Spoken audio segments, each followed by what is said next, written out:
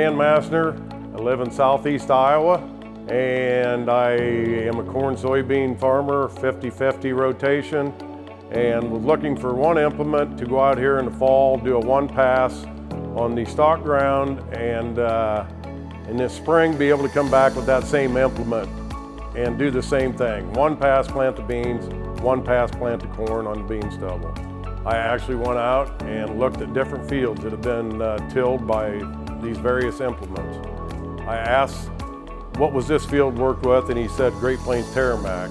And I actually spent 2 hours with a farmer in the field, and just by far did the nicest job of what I was looking for. A little more aggressive, a little black on top, that truly I just started narrowing in my decision making to this Terra Max.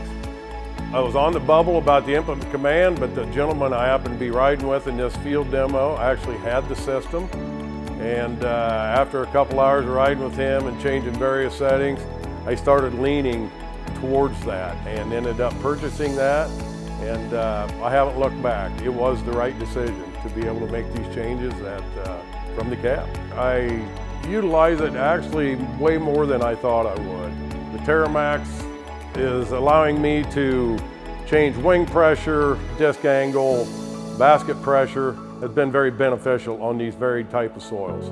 I find myself changing depth even within the same field at times. A little more weed pressure, a little more angle. I find that I can truly remove some of that, of the weeds.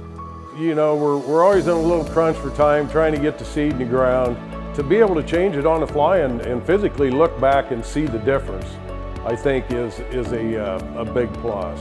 We're 6th, 7th generation farmers here and been practicing strip till and vertical tillage and things like that for several years, and are using this tool right now and been pretty happy with it. We started to implement cover crops on our farm, and we were doing things with fertilizer with potash or with the airplane, and we came to realize, you know, A, the airplane was expensive, B, there was farms that didn't need potash that we were spending it on, and we got that seeder and put that on there. So it's a great tool. You know, it eliminates a pass for us because we're already making that pass. And by doing it this way, we also get to incorporate and get a little more seed to soil contact than you would with a buggy or an airplane.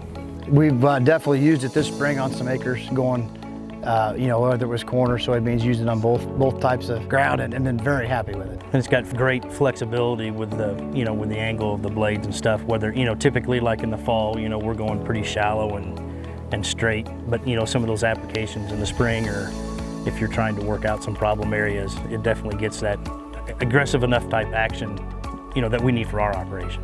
I think it helps break down some of the heavy stalk residue we get anymore. And that Terra Max, you know, we're not really disturbing the soil health.